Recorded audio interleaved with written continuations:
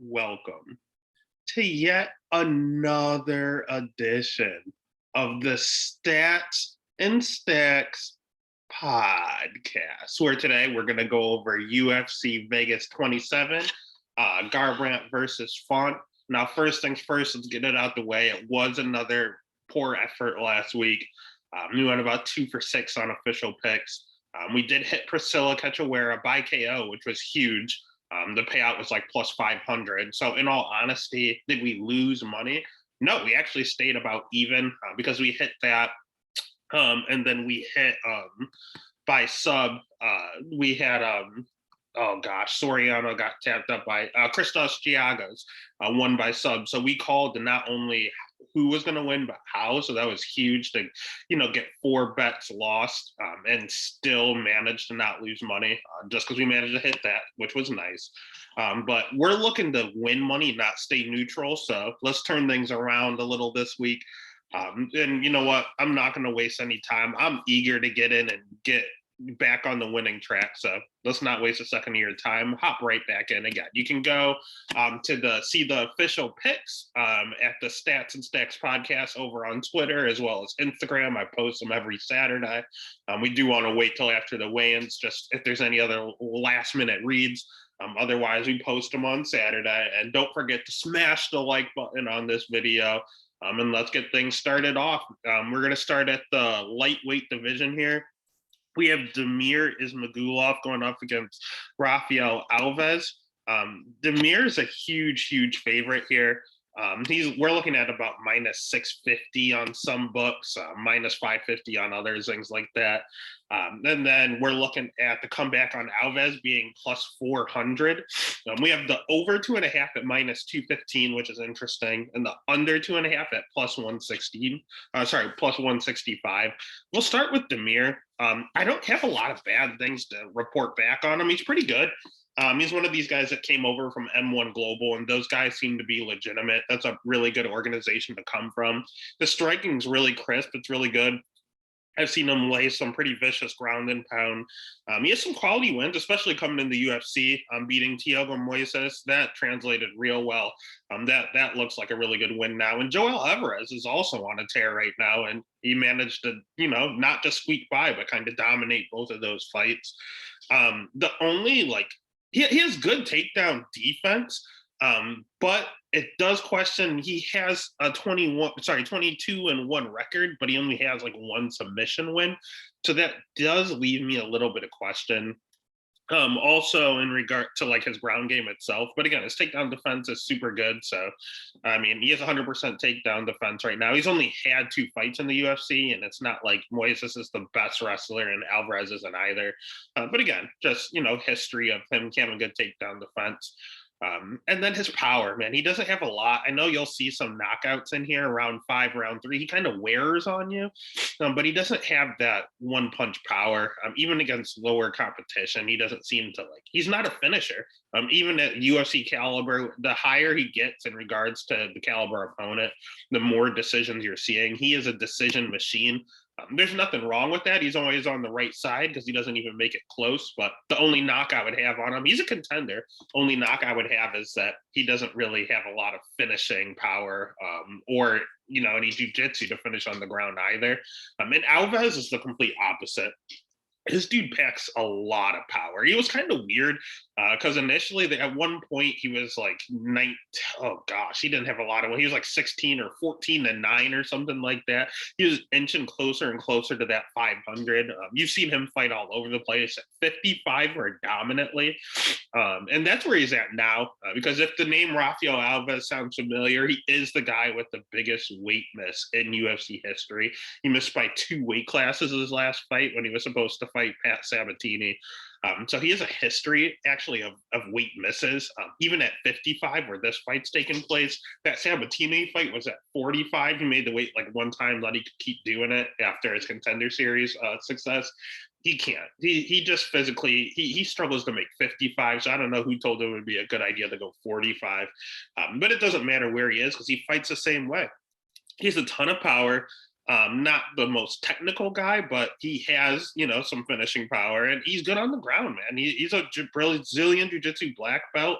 I watched a lot of tape study on him, and he loves a guillotine. He falls in love with it. If you go for a takedown, he doesn't even think takedown defense. He thinks guillotine right away. But the thing is Ismagulov isn't someone that's going to shoot a takedown. He doesn't like the ground. He wants to stand on the feet and just outwork you. So, I mean, I totally understand why the line is where it is, and it's justifiable. It's almost like they're trying to punish Alves after his huge weight loss. Like, it was embarrassing. The dude was crying on the scale. So this is an important one where you watch the weigh-ins to see how he looks on the scales. I feel like he has a point to prove. I would never bet Alves. I might take a shot on it, like a really, really small minimum bet on there just because he's plus 400. What does it hurt? But I also don't want to lay the chalk with Ismagulov. The minus 650, there's no benefit to it. So if you're going to, the pick is Ismagulov. And then in regards to the bet, I would actually just bet the over because he can't finish anyone. So that's definitely what I would go with there. Then the next fight is an interesting one. We have Yancy Medeiros going up against Amir Hadzovic. We'll start with Yancy. Dude's good. I know he used to train with Max Holloway. He switched camps. He went on a little bit of a skid. I believe he lost his last 3, and now he's back training with Max. But I mean, you look at the guys he's losing to. Losing to Lando Venata is not a bad loss. Gregor Gillespie is top 10. And Donald Cerrone, this was 2018 Donald Cerrone when he was on that tear, so that was fine. He was top 10 at that point. Yancey's someone I've seen fight all the way up at 185 and as low as 145. He just can't seem to find that weight class. This one's going to be at 155, which is important because Yancey's taking it on a little bit of short notice. So this is another one I really need to see how Yancey fares on the scales to really decide what I'm going to bet with. I mean, he has good striking. It's not the greatest, but it's not bad at all. It's pretty decent. His losses, again, all of his losses aren't bad. Ronaldo, Poirier, Jim Miller. It's whenever he takes that step up, he seems to have difficulties. I mean, he's big for 155, so as long as he looks fine on the scales, it's gonna be predominantly a striking matchup. Yancey has really good takedown defense. He has like 80% takedown defense, but so does his opponent Demir. It's hard to take him down as well. He also has like 75-80% takedown defense, and he's also a striker. So this is gonna be a stand-up affair. Neither one's gonna shoot a takedown. Neither one's gonna be able to get a takedown. And Demir is kind of the same way. His striking is okay. There's not really anything to write home about, but nothing to complain about. And he's the same way. When he takes a step up, he loses. Look at Moicano was a step up. Giagos was a step up. And you look at his UFC wins against Polo Reyes, Nick Hein, and Marcin Held. None of those 3 are in the UFC any longer. So if you give him low-level competition, he'll give you that W. If you give him someone decent, he struggles. And these guys are the same guy. So at that point, I mean, when you look at the odds, Yancey is the slight dog. I actually had him at even money. Right now, I've seen him creep all the way up to like minus 110 to where this is just a pick 'em. So if you have the only advantage either side has is Yancey has a 6-inch reach advantage. So I guess the pick would be Yancey. If I'm going to bet it, I'd also probably bet Yancey as well, as long as he's still the dog. But this isn't one. This is a 50-50 fight, hence it being bet to a pick 'em. Just stay away from this fight. If you have to bet it, I'd bet Yancey. Otherwise, I would just stay away from it. And then the next fight's a really weird one too. There's a lot of 50-50 fights and a lot of just peculiar ones. We have Joshua Calabao going up against Elon Shah. I mean, Josh is most notorious for almost ruining everybody's tickets when he fought Charles Air Jourdain. This dude wasn't supposed to be much, but he looks fine. He's one of those guys that impress people on a loss. He went out there and cracked Jourdain early. Like, Jourdain is one of the UFC's like big prospects that they want to push. And he went out there and was so close to finishing that fight in the first round. And then the second round was close. The third round, Jourdain came out and dominated him, hence it becoming a draw. Before that, he fought Jalen Turner. He took the fight on short notice. Again, Jalen's another one of these UFC prospects that they want to push. Freakishly big for. I have no idea how he makes lightweight. He's like 6'2". I have no idea how this jack 6'2" guy makes lightweight at all. But Calabao was game. He stepped in, tried to take him on short notice. It didn't work out for him, but not a lot to write. Nothing really against him. Otherwise, his wins aren't that great. When you look at him, I'm really struggling to find someone that I even recognize on here. But again, he's showing promise. It's just he's losing, but he's showing a lot of promise. He shows a lot of power. His striking's good. You look at his like BJJ, it's a little questionable, especially when Jourdain was on top of him. It was a little suspect. And his head movement, I don't like that. In all the fights I watched him, he doesn't seem to really move his head. He just keeps it straight in the center line, marches you down, and he believes in his power. He has some, but you got to move your head. You can't just sit there and be hittable. But the thing is, the guy he's fighting, I can't talk about Josh's record without talking about Milan Shah's record. This is just as questionable. I mean, the dude is 19-6, but he's fighting in one of these like Chinese promotions that they find the guys they like and try to promote them. Especially, I mean, he's super young. I want to say he's like 23, 24, something like that. So they're really trying to push their young talent, and the UFC wants to push UFC, the PI over there in China. I mean, doing some fight tape on him, his striking's okay. He really likes his body light block. He's real short and stout, so he likes to kind of drag you down to the ground. He's okay everywhere, I guess. I didn't really see his BJJ at all, but his wrestling was it was decent. His striking was decent. People are concerned because they see the Zhu Rong knockout in just 2 minutes. Zhu Rong isn't really a knockout artist, and that's the only guy they know. He just debuted like 2 or 3 weeks ago in the UFC, so that's what people affiliate him with. I mean, it's not like it's a terrible loss, and it's not like he's getting knocked out all the time. This is only knockout of his career. He's been tapped out a few times, but again, Calabao isn't someone that goes in and tries to tap you out. He wants to stand and bang. So, a pick, I mean, just because of the odds, I mean, you have Calabao at a minus 255 favorite, and then you have Xiaoyang coming in at plus 195. You could take the over or the under. Like the over is 2.5. That's minus 182. The under at 2.5 at plus 147 is very, very interesting to me, just because of Calabao's power, and just because we don't know what his BJJ is like. And he does come out here. Yolan does come out and get some takedowns. So if I'm going to bet, just because I don't know much about either, when you get real low level guys going against each other, it's dog or pass for me. So the pick is going to be Calabao just because I've seen more glimpses of good work from him. But at the same time, if you're giving me the other guy at plus 195 or just the under itself at plus 147, go with one of the plus plays. Don't force any play in this fight. This is another one where it's safer just to pass. But if you want to go with one, I'd probably just go with the under, with it being around plus 150. If that gets steamed, I would just go dog or pass because the line is going towards Joshua. So you might as well just take the dog and try to hit big. The next fight, we have Victor Rodriguez going up against Bruno Silva. Odds for this one, we have Bruno Silva coming in at a minus 340 favorite. I think he's the second biggest favorite on the card. Well, him or Big Ben, one of the two. And then you have the comeback on Victor Rodriguez at plus 255. The over 2.5 is plus 155, and the under is minus 145. The thing with Bruno, if I could say one word for him, it's just generalist. He's good on the ground. He's good on the feet. He has decent wrestling. We saw in his last fight against Tagir, I want to believe it was. JP Bias, his last loss was against Tagir.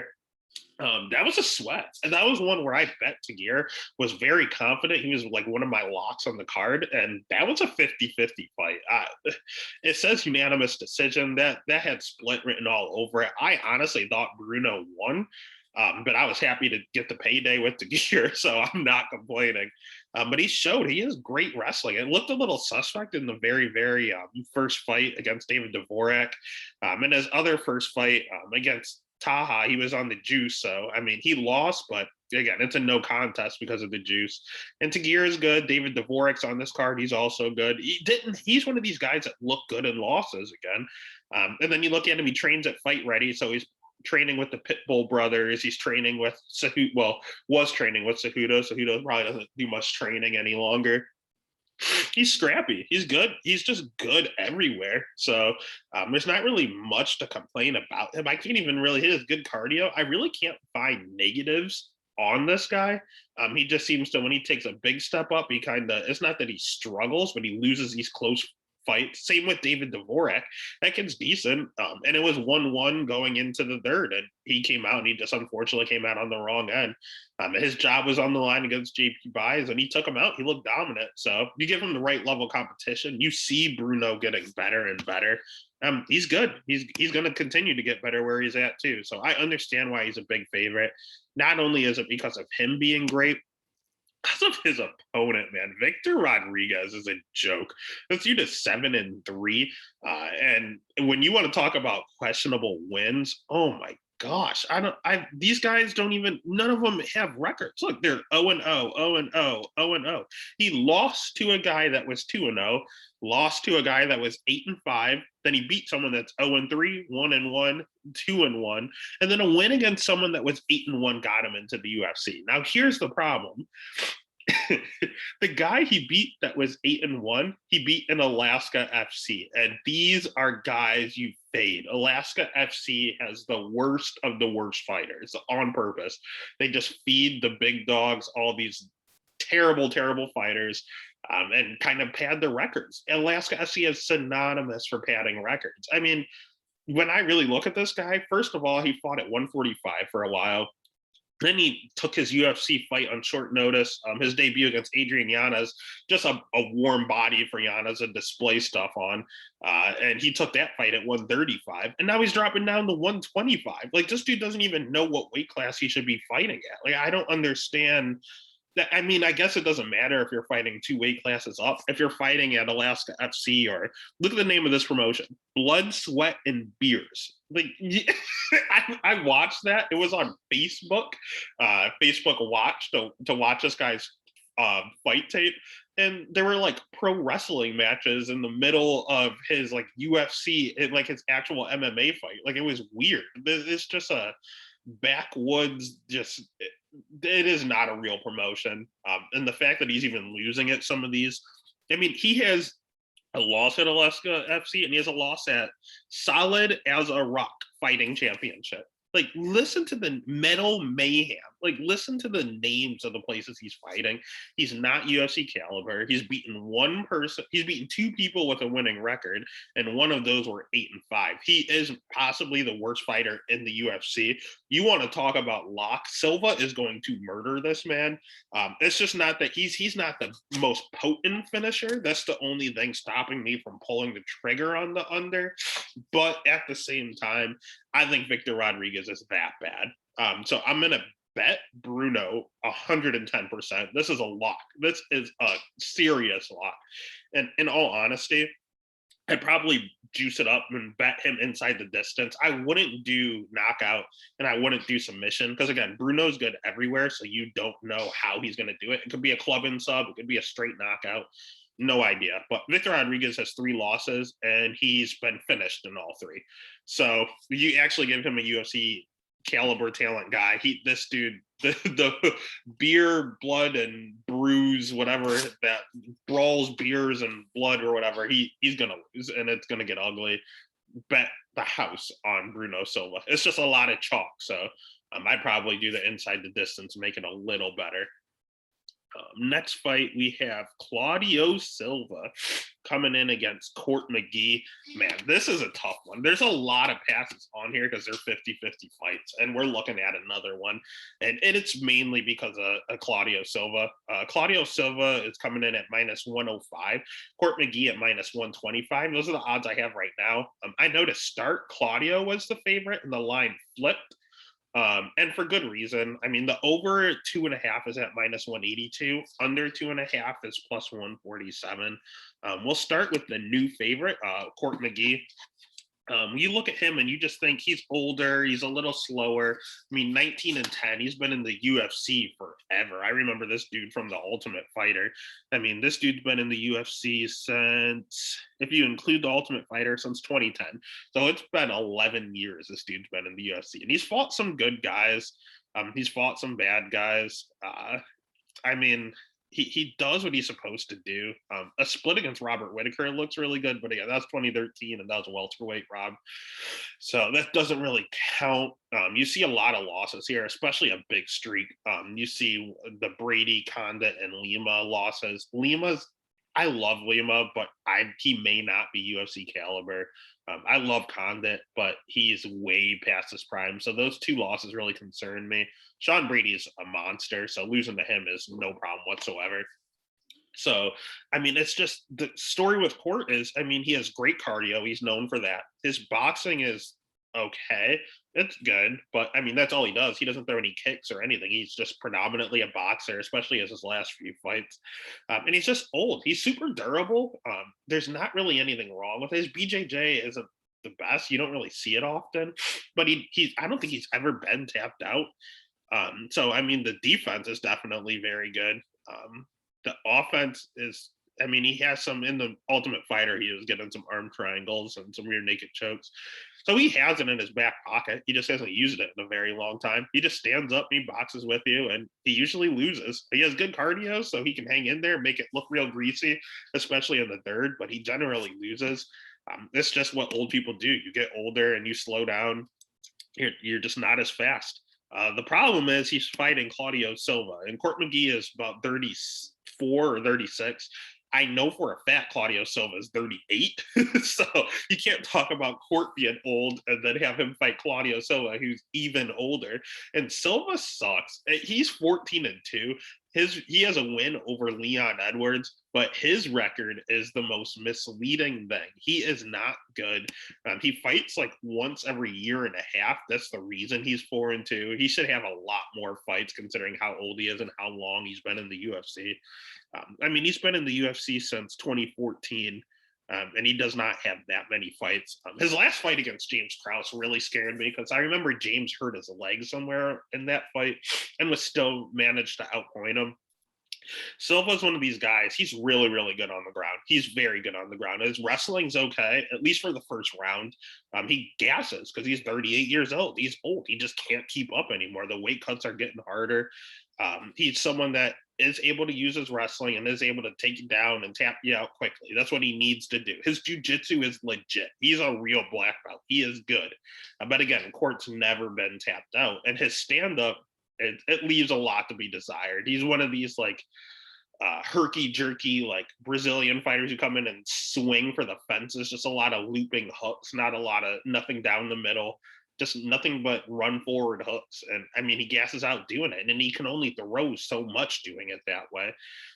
So in all honesty, his record, it's not padded by any means, but he just finds a way to win. He's losing a lot of these fights and then somehow just gets that finish somehow. The Leon was a split. He had a rear naked choke. He has an arm bar, a neck crank. He just finds ways to win. And you want to bet against him every single time. But he keeps winning, and I'm sick of betting against the man because he's not that good. He just finds a way. He's a savvy vet. My only problem is he's fighting another savvy vet. So at this point, the pick is going to be Court, just because he's got a little more left in the tank. But I don't feel comfortable with either one. And Claudio, I can't bet against because he always finds a way.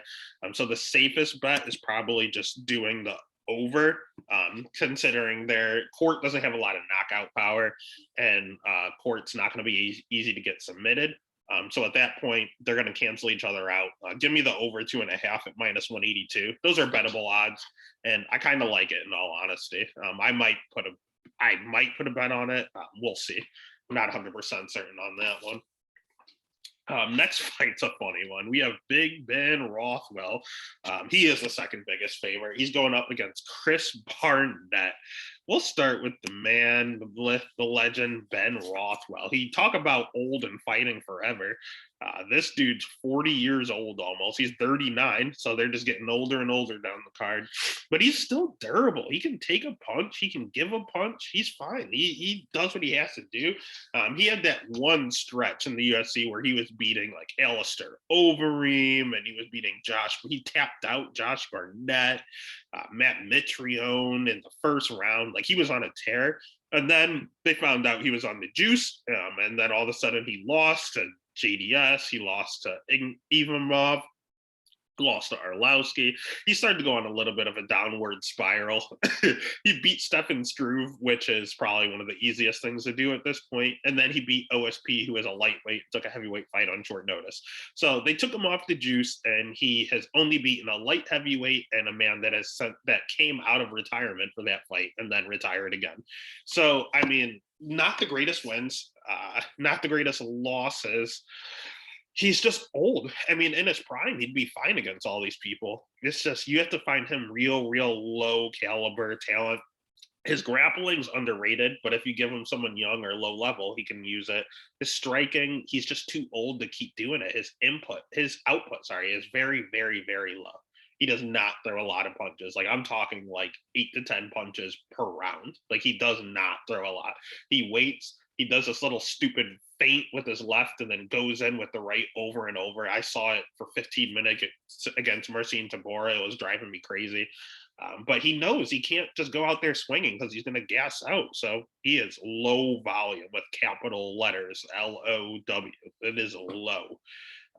But like I said, the only people he's going out and beating are really low caliber talent. And that brings us to his opponent. When I tell you that Chris Barnett is not UFC caliber, I mean, I don't have to tell you anything about the man. Look at him. Just look at this guy. Tell me this guy is a UFC heavyweight. First of all, he's 5'9".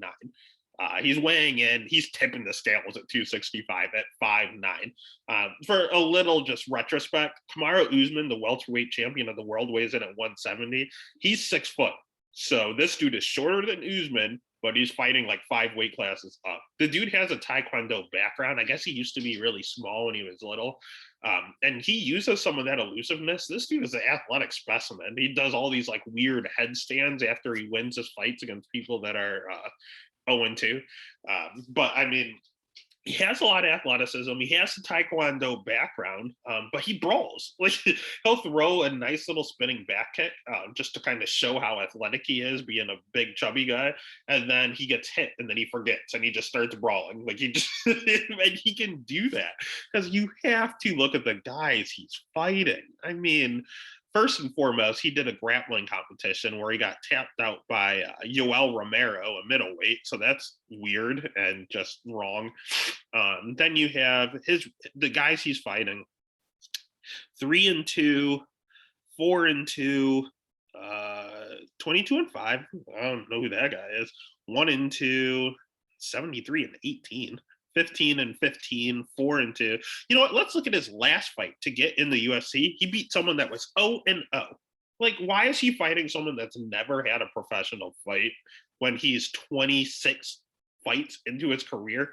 Like, you want to talk about a padded record. And you know what? I think I saw Alaska FC somewhere in here. He's not doing a lot. He's fighting all over the world, in all honesty. He's everywhere. He's at Risen. He's over at IGF. Gosh, UAE Warriors. UAE Warriors is okay. But again, he fought an 0-0 guy, and he won in round 1. So even his losses, you look at him, it's KO. You got, that's the grappling bout. You see a knockout, doctor stoppage. So when he goes out there, his 6 losses, he's getting finished. And he has no cardio. He's bad, man. He's a physical specimen for some of the stuff he can do at his size. But he's bad. And I don't care how old Big Ben is. I don't care how slow he is. I don't care how little he throws. He only needs 8 punches to knock this guy out. Or if he really wants to resort back to his ground game, he can tap. If a middleweight's tapping him out, Ben on top of him will tap him out real easily. So the pick is Ben.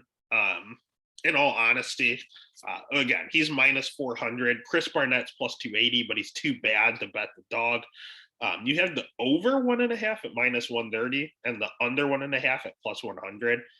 I'd probably just take the under and call it a day. But in all honesty, this is just a straight pass. There's no value on Ben, and you cannot bet Chris Barnett. Please look at the guy's picture. You cannot bet on that guy.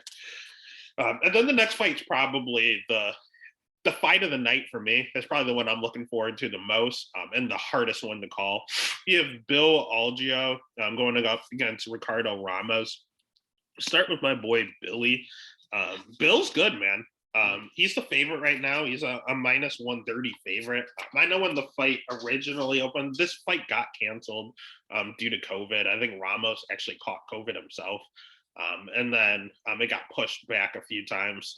So I know when the line originally opened, Algeo was a huge favorite because I remember I had money on Ramos at +135 or something crazy like that. Right now, Ramos is even money, and that's where it should be. It should be about a pick-up. It's a really close fight. Bill's good. I would say he's underrated, but people are respecting him. Spike Carlisle at first looks like a good win, but he kind of flames out. First round Spike is good, and then second and third round Spike is not the same fighter. Lost to Lamas. He took that fight on short notice and gave a good account of himself, and then won his next fight. So Tim Dueling I've heard of him. He's not the greatest, but it is what it is. He's fought some decent people, and he has a good caliber. Like, he's a Brazilian jiu-jitsu black belt. He has a lot of cardio on the feet. He fought Shane Burgos. It's not Jared Gordon's, and he's fought UFC level guys before going over into the UFC. Again, Brazilian jiu-jitsu black belt, very, very good on the feet with a lot of cardio. Like, this dude can strike all day, a lot of output, which you love to see. His cons, though, takedown defense. I can take this guy down if I really wanted to. This dude's takedown defense. It's him and Carlos Condit in a wrestling match I need to see because I have no idea who comes out on top. They both have like 20% takedown defense. It's bad. And he has no power. He has a lot of output, which is super nice, and he can have some knockouts on his record due to just volume, and he just wears on you. But if you look at his record, he has some near naked chokes because, again, he's a black belt, arm triangle, but he has a lot of decisions on here because he just lacks power. You don't see any knockouts on here. You see a switch kick, and I watched that fight. That guy just gave up due to volume. Outside of that, 0 knockouts. He doesn't have any power. So really good fighter. Good everywhere, loves to get into brawls, and a lot of output, just not a lot of power. And on the flip side, you have Ricardo Ramos, who, again, is kind of like the opposite. Very, very low volume, young kid. He's 25. He's super young. You see him improving every day. He's with Team Alpha Male, which I don't like. They're on a big downswing right now, but it is what it is. Laron Murphy knocked him out pretty easily, in all honesty, but Laron Murphy's good. He got knocked out by Syed Nurmagomedov. Oh my gosh, Nurmagomedov. And there's no shame there. Syed's really good. Again, he's getting the top fights and getting finished. But he's 14-3. I mean, he's learning. He's 25. He's getting there, and he's another black belt on the ground. They probably cancel each other out. They're equally as good on the ground. In fact, I think Ramos might be a little better on the ground. On the feet, Ricardo definitely has the better wrestling and more power. So you're really looking at the ground game canceling each other out. You're looking at Ramos's wrestling against Bill's striking. So it's basically a striker versus grappler. But again, you're looking at Ramos's power, and you're looking at Algeo's output. The thing is, Algeo's durable. I don't see him getting taken out a lot. I'm looking at his record, and I don't think he got knocked out at all. He got armbarred a few times on there, but I don't recall seeing him getting knocked out. I'll double check for you. But I mean, he is most definitely durable. So if Ramos can't tap him out and he can't finish him on the feet, it would have to be a lay and pray. Algeo has never been knocked out. So, even his submission losses via armbar, and that means he was on top. He probably just didn't know what the hell was going on because he's not used to being on top because he can't wrestle. So, I mean, the pick is going to be Algio because I can't bet on someone with low volume, even though I'm doing it the fight before at Big Ben Rothwell. But that's an exclusion. There's different reasonings for that. But generally, I don't bet with people at low volume. So I'll agree with Vegas. Say the pick is Algio. But what I do generally, when you have some, again, when they cancel each other out like that, I usually just go the over. And the over is 2.5. It's minus 215. The under is at plus 165. But the under, I need two people to be able to finish. And the only person that can finish here is Ramos. Because Aljo can't tap him out, and he can't tap him out. He's not going to knock him out. So I would probably just either stay really safe and go the over. If you really believe in Bill, you can take Bill by decision and juice it up and get like even to plus money. That really might be the move, in all honesty. Yeah, actually, yeah. Go ahead and take Bill, but I would definitely take him by decision and juice that number up for you because I don't see Ramos just laying and praying. That's the only way he gets it. So I would go Bill by decision. All right. Next fight is another rescheduled fight. We have Jack Hermansen going up against Edmund Shahbazian. We have Jack coming in at minus 150. A lot of money coming in on Edmund. I had Edmund at plus 120 currently. I have the over 1.5 at minus 140, under 1.5 at plus 110. We'll start with Jack. Jack's good, man. I would like to say he's overrated, but everyone kind of caught on to him. Everyone looks at the Marvin Vettori loss, his last fight, but again, he had something wrong with his eye in the very first round, and he toughed it out. This dude's durable. I know he has some knockouts on his loss record, but you have to see the guys knocking him out. There's a difference between someone with power and someone with the death touch. Someone like Anthony Rumble Johnson or Francis or Derek Lewis, they have the death touch. And you know what? Those are the guys knocking out Jack Hermansen. You have Jared Cannonier, doesn't have power. He has the death touch. You have Thiago Santos. Oh my God, the death touch.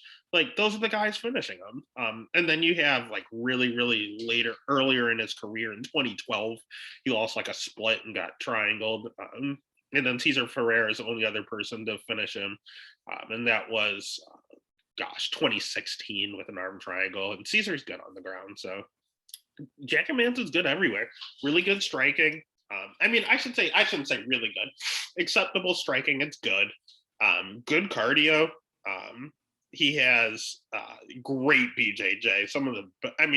He's not Andrew Muniz or he's not Andre Muniz or he's not Jacare Souza, but he's top 5 in the division in regards to submissions. I mean, ask Kevin Gastelum how good he is on the ground.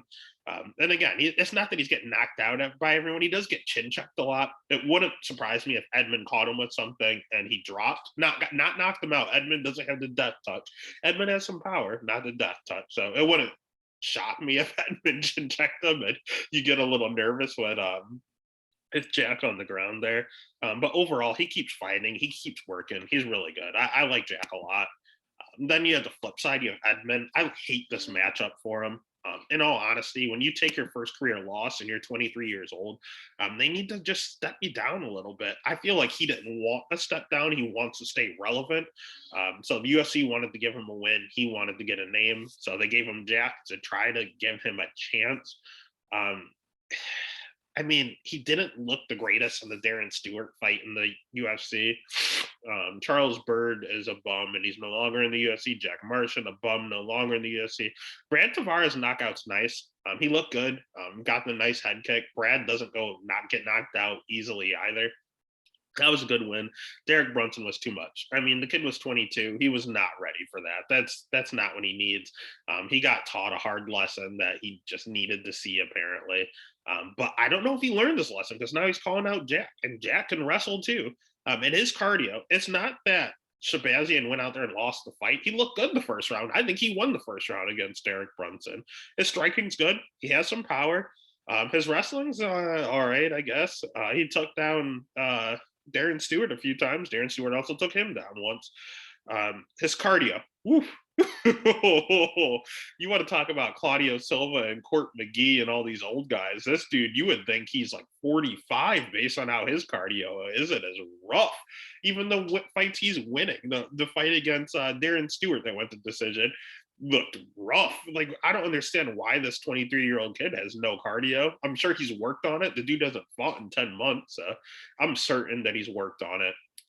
But I don't know. It's a different animal when you're training and when you're actually in the cage. So if his cardio holds up, he has a chance, in all honesty. Plus, what is it? Plus 130?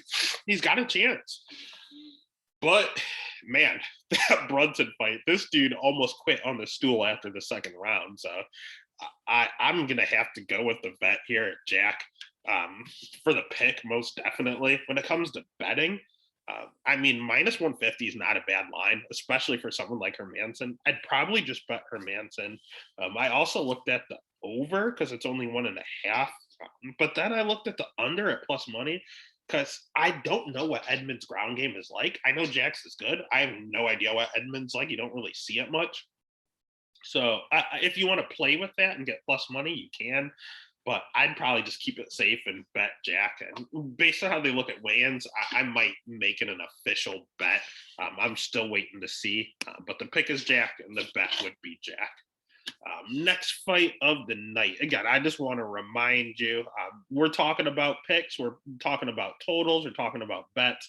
But for the official bets, you got to go over and you got to look over at the Stats and Stacks podcast over on Twitter, over on Instagram. Again, I post them post weigh-ins on Saturday morning, just to make sure we get that final read in there and make sure you place the right bets. But again, we're going to go over to the next fight. We're almost through this card. We have David Dvorak going against Julian Paiva. We have David Dvorak at minus 150, come back on Paiva at plus 120.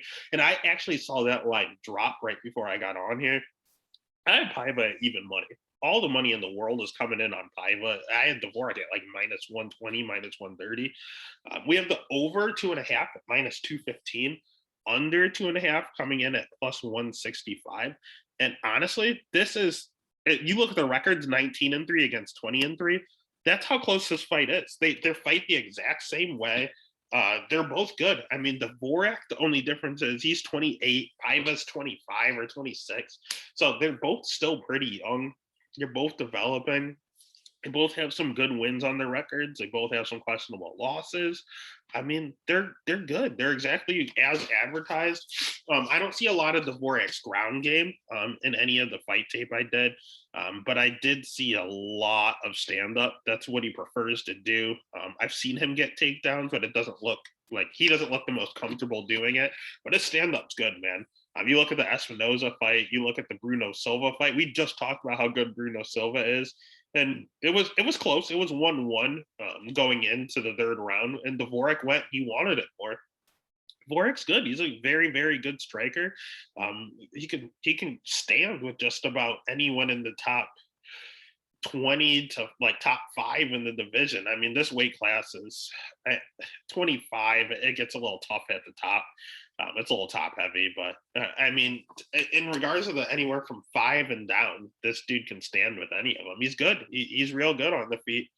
I really don't have a lot to report back. I mean, except for his win streak, man. I mean, he's on a huge win streak. Let's see.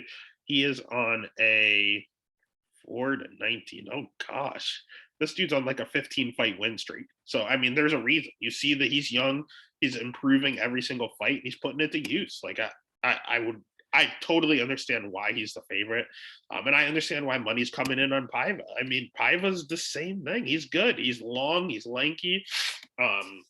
He's good at striking.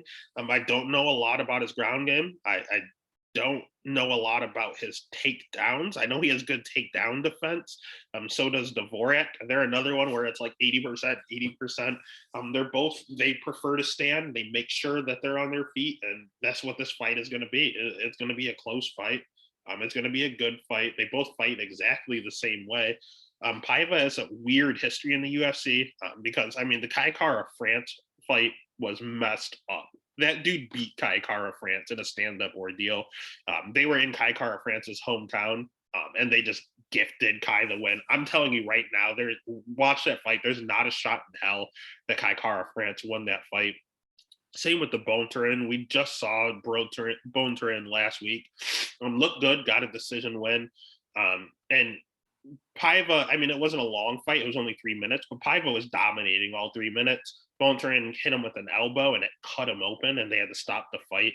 So those are two tough ways to get your first two losses: a screw job by the judges and then a doctor stoppage by cut. But you got to look at it, the hit, that wasn't his first two losses. That was the second and third loss. He got choked out a long time ago. But then you got to also look at his last win. Sketchy. Zalga Zamagulov also won that fight. So, like, he has two losses that should have been wins, and he has one win that should have been a loss. So, I mean, all in all, it balances out. But he's good. Again, he's 25. He's constantly developing. This is a 50-50 fight. The pick, just based on when I looked at fight tape before, I always look at fight tape before I look at the odds and see if I agree. And I did. I actually had David Dvorak as the winner. So that's going to be my pick. In regards to the fight, you don't see a lot of finishes with either one of them. They don't pack a lot of power. So if this is going to be a split decision, and Paiva has a history of some really, really questionable ones, and there's not a lot of value on them anymore, I'd just take the chalk and go the over. Over 2.5 is -215. I'd probably just take the over. And honestly, I might make it an official bet if it gets any lower. If it gets any higher, I won't touch it.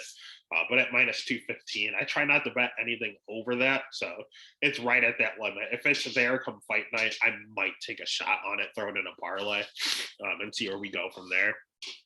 Now we only have a few fights left. We're looking at Felicia Spencer at -170. I have come back on Norma Dumont at +135, and these odds changed as well. I now see Felicia Spencer at -190. I see Dumont at +150. And this is where we get rowdy, folks. So we'll start with Felicia. I think Felicia Spencer sucks. I think she is the most overrated woman in the UFC. I think she's a sweetheart. I have no problems with her personally. But people go, oh my God, she's one of the toughest girls in the division. Toughness doesn't win fights. Talent wins fights. And I don't see all of the talent. Her first fight in the UFC, I was there live and I watched her fight Megan Anderson. And she took down Megan Anderson, who has no takedown defense. And she submitted Megan Anderson, who has no jiu-jitsu. Megan Anderson is a stand-up fighter. It's impressive the way she did it. Don't get me wrong. I watched it live. It was fun to watch. But Megan Anderson, look at her record, man. She is not someone that is known for her BJJ or her takedown defense. She sucks. Those are the two things she sucks at. So she gets a win, and she calls out Chris Cyborg, the boogie woman, someone that no one wants to fight. And you know what? Just because everyone else turns it down, they grant it to her. And Chris Cyborg beats that ass. She destroys Felicia Spencer. It's not even close. But all you hear is Joe Rogan and DC talk about, man, this girl just keeps coming. Cyborg didn't knock her out. Man, this girl is tough. Toughness doesn't win fights. She goes ahead and she gets Zara Farron. You know what she is? A worse version of Megan Anderson, a striker with no takedown defense that gets tapped out all the time. And you know what she does? The exact same fucking thing. She takes down Zara and she grounds and pounds her with ease because Zara has no answer off of her back. That's not where she fights. That's not where she wants to be. She's a fish out of water. She doesn't know what to do. Felicia Spencer has 2 wins in the UFC, and she took advantage of 2 girls that have the worst BJJ in the UFC and the worst takedown defense. And Megan's not even in the promotion any longer. Then you go and you look at the Amanda Nunez fight. They give this girl a second title fight. She has 2 wins to this point, and she is in her second title fight because there's nothing at 145. She's a notable name, and she showed how tough she was. So they didn't know what else to do, so they just gave her another title fight. And Amanda Nunez, the GOAT, whoops that ass. Felicia Spencer, oh my God, she is one of the toughest girls I've ever seen in my life. You see how she's taking this beating? She collectively lost 50-45 in every single person's scorecard in both title fights. I don't care how tough you are. I need you to win the fight. And the thing is, Norma Dumont is not Megan Anderson. She's not Zara Farron. She has takedown defense. In fact, she has 100% takedown defense right now. So Felicia Spencer, yeah, I mean, her wrestling isn't that good. In all honesty, I've watched her. She doesn't shoot doubles or singles or anything like that. She uses a body lot. She drags you down to the mat. She gets on top of you, and that's all she wrote because she fought girls that didn't know what to do off their back. Norma, and Felicia stand up. That's the thing that really drives me crazy. It's god awful. She just goes forward with these little really soft jabs just to close the distance, so that she can body lock you. That's all she has. She has nothing on the feet. She has nothing to offer. I think she threw one head kick that might have clipped Cyborg or a man. I don't even remember who it was. It doesn't matter because they were too busy whooping her ass. Like, she is one of the worst. Like, if she did a boxing fight against Ronda Rousey, I think Ronda would win the boxing match. So that's how bad Felicia Spencer's stand-up is. It's putrid. It's really bad. And Norma's is not. Norma is a Brazilian Jiu-Jitsu brown belt. Again, Felicia's a black belt. Norma's a brown belt. But you know what a brown belt tells me? You know what's happening on the ground. Megan Anderson is like a blue belt. So Norma is one step away from getting her black belt. The problem with Norma is her wins. She beat Ashley Evans Smith at 135. Ashley Evans Smith is predominantly a 125 pounder. I think she even fought at 115 a few times. And Norma missed weight. She weighed in at 139. So she was huge compared to Ashley Smith, who isn't even that good. She lost to Megan Anderson. Now that's questionable because she got knocked out with a jab, really. It says right cross. It was really just a jab. She caught her on the butt and knocked her out. But that's her only loss because she hasn't fought anyone. She fought someone that was 13-8 to get that shot. And then outside of that, she fought someone that was 0-2, 2-0, 0-0. So Norma Dumont is just a mystery. We don't know if she's good. We don't know if she's bad. We know nothing about her. All I know is that she has a Brazilian Jiu-Jitsu brown belt, a judo black belt, and I saw that I watched her piece up Ashley Evans Smith on the feet. That's about all I have. And you know what? That's all I need. Especially, people don't realize there's different types of wrestling. You can't just say you're a wrestler. There's people that go in and they're like Deron Wynn that shoot singles the entire time, where Dom Cruz, where you don't see him really doing a ton of throws. You see a lot of doubles, a lot of blast doubles. Then you see the Randy Couture's and the Daniel Cormier's that are all upper body doing the Greco-Roman stuff. Felicia Spencer comes in and wants to go upper body. That when it comes to judo, that's a whole bunch of throws. So if she wants to go upper body with Norma's fine there. She's comfortable there. That's what she studies. So I mean, if you tell me that Felicia came in and wanted to shoot doubles, then yeah, I'd have a little bit of concern, I guess. But I'm looking at Norma Dumont with 100% takedown defense, a judo black belt. So if she wants to go upper body with her, she's fine. If they stand, Norma's gonna beat that ass. And if it hits the ground, you have a black belt against a brown belt, at least Norma can try to not get tapped out easily like Megan Anderson did. So the pick, everyone and their mother is on Spencer and throwing units on top of units on Spencer. I am a contrarian. I am not on that side. I am firmly on the Dumont side. I don't give a fuck what all the analysts are saying, what Vegas is telling me. I'm telling you right now, Norma Dumont might win this. She's going to win this fight. The pick is Dumont. The bet, I want to just bet the over in all honesty because Dumont does not have any power. And the over is at minus 190, so it's not a terrible line. If I wanted to lock one in, it would be the over 2.5, 110%. But if I want to fucking put my sack on the table, I'm going with Dumont as the pick. And if she's at plus 150 right now, I'm going to go with her as the bet too. I will have money on Norma Dumont just to put my money where my mouth is. I am going to have a bet on Norma Dumont. But if you want an official bet, I'd probably just be safe and do the over. All righty. Then next fight, we have Jared Vandara going up against Justin Tafa. No idea why this fight is on the card. We're not going to waste our time with it. We have Justin Tafa coming in at minus 195. We had Jared Vandara coming in at plus 155. We have the over 1.5 at minus 120. We have the under 1.5 at minus 110. Well, I guess we'll start with Tafa. I don't know why. I don't care. Tafa, a lot of power, striker, terrible cardio. Terrible wrestling, terrible jiu-jitsu. Dude's 4-2, has fought nobody, got knocked out by Jorgen De Castro, suspect, got beat by Carlos Felipe in a split where I actually thought he won, in all honesty. But it's not like Carlos Felipe is a world beater. They like this kid a lot, but he sucks. He's young. He's like 27, I want to say. Yeah, he's 27.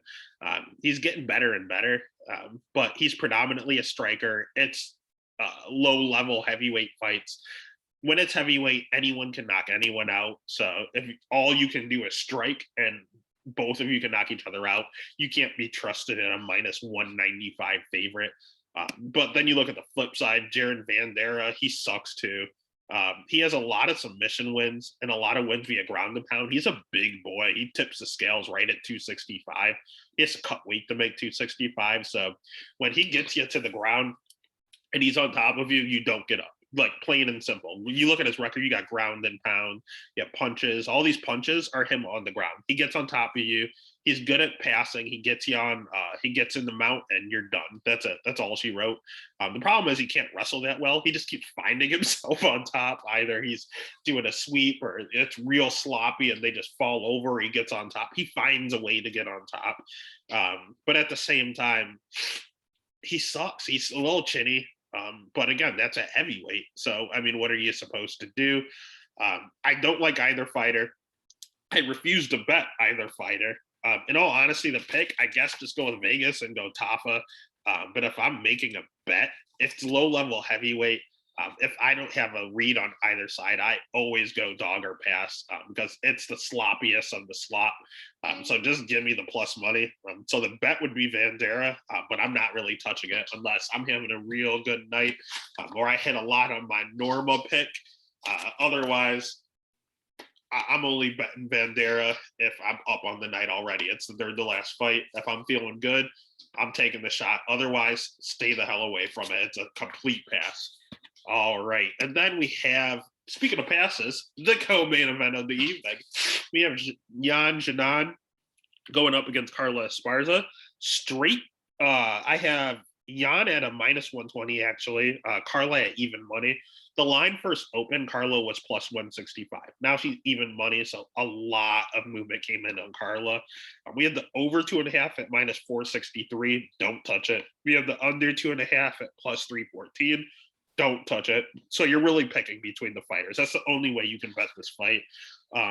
Carla, OG, man. Carla, the first ever strawweight champ. She won it at the Ultimate Fighter. Finished Rose Namajunas, the current champ, which is pretty impressive. It was a while ago.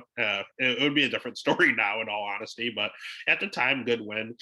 She doesn't have a lot of losses. She's the ultimate gatekeeper for the division right now. I mean, her last few losses, she lost I know Tatiana Suarez says she's the best wrestler in this division. She might be, honestly. Carla might be number 2. But I mean, she got knocked out by Suarez pretty badly. I know that she lost to Claudia, and I thought she beat Claudia Gadelha. It was a split. It's close, but I mean, the amount of split decisions that Carla's won, it balances out. The Marina Rodriguez, some people had Rodriguez winning that, and that looks like a really good win now. I thought Carla won. I was a wrestler growing up, so I'm a little biased towards the wrestler, but hey, I thought she won, but I can see both sides. Michelle Waterson was a split, and she stood with Michelle. She took her down like once in the first round, and outside of that, she stood for 3 rounds. And she won against a karate hottie. He was a karate specialist. So that was odd. It was close. Don't get me wrong. It was a super close fight. Could have went either way, but it went Carla's way. She keeps winning these real close, greasy split decisions. So it's hard to bet against her. Cynthia Calvillo is a great win. Julia Lima, Rose, yeah. So she has a lot of good wins. Her losses were on the Marcos split, who'd have thunk. And then Joanna crushed her pretty badly to win the title initially, but not bad losses. I mean, Tatiana could be a future champ. Claudia, former title challenger twice. Ronda, that one, it was a split. It was kind of weird. And Joanna, one of the goats of the division. So not bad losses at all. Great wrestling. Great wrestling. And the striking, again, like I said, she stood with Michelle, who's one of the best strikers, so she can hold her own. She's real hittable, no head movement whatsoever. You see her thinking a lot as she strikes, so it is a little concerning. But the resume speaks for itself. She's durable. She's continually getting better on the feet, and that wrestling ain't nothing to sleep on. Then you look at the other side, and you have Jan. I think she's a little overrated in all honesty. She's one of these one of these Chinese PI Performance Institute people that the UFC wants to push. The Claudia fight, it was a good win. She lost the first round. She got taken down kind of easily. And then she has good cardio, a lot of output. This girl swings for the fences forever. No power, don't get me wrong. It's kind of like the Bill Algeo effect. She'll throw all day, but doesn't have a lot of heat on it. But again, she does her part. She does what she's supposed to, high volume. She likes to keep a lot of she fights like Stephen Thompson, keep a lot of distance with that karate fight style. And her wrestling, again, the Claudia fight showed it's a little suspect. So I think that's what people are leaning on. This is a true striker versus grappler matchup. For me, again, I always favor the grapplers. And when Carla was like plus 165, close your eyes and just fucking hit the button. But now that she's even money, this is tough. Carla has a gas tank to where I think she can pull it off. So the pick is Carla. The bet, I'd rather pass than just stay away from this fight. But if you had to pick, if Carla's still dog money, give me Carla. If the line flips, I guess give me on. Whoever the dog is who I'm going to bet on, because it truly is 50-50. I don't want to touch this fight, but whoever the dog is, I feel comfortable putting money on it if I have to. And then that takes us to the main event, folks. We have Cody No Love Garbrandt going up against Rob Font. We will start with the over-under. Over 2.5 is even money, which is interesting. Under 2.5 is minus 130. Also interesting. We'll start with the douchebag Cody Garbrandt. Bro, I can't stand this guy. I think he's such a douchebag. He always brags about knocking out his training partners. Like, he's an idiot. He's been with Team Alpha Male forever. He's from he's around this area of Ohio, so go figure. He's at minus 115. I have Rob Font minus 115. I have a straight pick him here. I know Cody was originally the favorite, considering he's the former champ, but everyone kind of came to their senses. This should be a 50-50 fight. Yeah, Sun Tzu fight, this is a problem. You look at Cody, he's fast, man. He might be the fastest one in the division. This dude has some quick hands, but he doesn't throw a lot. Maybe that's why they're coming in so fast. I mean, his last fight against Rafael Sun Tzu, he landed 19 strikes. Sun Tzu landed 17. The fight went a complete 2 rounds. He knocked him out with 1 second left in the second round. So they were on pace to literally be bantamweights, and he was on pace to throw like 30 significant strikes. That's not a good rate, especially at bantamweight. I don't like that. I love the power. I love the speed. He has great wrestling. He just doesn't use it. He uses it to stay on his feet a lot. But Rob Font is a striker. He's not going to go for a takedown. So that cancels out. And he can dish it out, but he can't take it, man. He has a tendency to get into these brawls. He relies on his power. He believes in his power, and then he gets caught with some power. His chin can't back up his fist, man. He can't. He wants to brawl so badly, but he just physically can't. His chin can't take it. But he's good, man. He was a former champ for a reason, and everyone talks about Cruz Garbrandt, the best Garbrandt we ever saw. I agree, but I don't think we'll ever see him again, because I don't want to, because I fucking hate Cody Garbrandt. He sucks. You're not supposed to take anything personally, but I really don't like Cody Garbrandt. He's just kind of douchey to me. And we have Rob Font on the other side. Rob Font, the thing with Rob, though, is that he always looks really, really good. He takes a step up and he loses. So you look at his initial run in the UFC. I mean, you had him beating a Joey Gomez and George Root, middle of the run guys. He fights John Lineker, who's nasty, and loses. Then he beats Matt Chanel, was a good win. Douglas Andrade, I don't really know. But then he fights Pedro Munoz and loses. And he beats Thomas Almeida. Good. Thomas Almeida used to be really good around that time, right before No Love knocked him out, actually. And then you give him Rafael Santos, loses. But then you give him people, and he's on a roll right now. I mean, you see how good Sergio Pettis just looked in Bellator, the new Bellator champ. You look at how good Ricky Simone's looking as of late. You look at Marlon Moraes, how he almost won the bantamweight title against Henry Cejudo. Like, these are 3 good wins. This is the best Rob fought we've ever seen. And that's because he's in the prime of his career. He's 33 years old. He's not getting any younger. This is never going to be a better version of Rob Font right now. Cody's also about to enter his prime. He's about 30. Rob is a predominantly stand-up. All he does is stand up, but he has a 6-inch reach in this fight. And that's significant to me. If you're telling me it's 50-50 on the feet and one guy has no chin and the other guy has a 6-inch reach advantage, that might push me over the edge of the 50-50. And he takes a step up when he loses, but Cody doesn't throw. When it comes to the output, even if it goes to if it's a matter of Cody's chin holding up, there's a good chance Rob knocks him out. If it goes to a decision, there's a good chance that Rob just outpoints him because he threw so much more. So it's a grueling card. There's 13 fights on this card with someone getting pushed back, but it's a decent card. And I think it's going to end with Rob Font getting victorious. I'm going to pick Font, and I'm not doing a dog or pass or anything like that. There's no value on Cody, and I will never bet on No Love because he's an asshole. So I will bet Font, and I'll pick and bet Font. You don't bet with your heart, but this numbers back up what the heart wants. So the heart wants what it wants. So I know that was a long one. I know there were a lot of fights going on there, but I appreciate you getting through it. Again, don't forget to smash the like button on the video. And also don't forget to follow for official picks on the Stats and Stats podcast over at Twitter and Instagram. It's been a joy. Until next week, let's get another winning week, baby.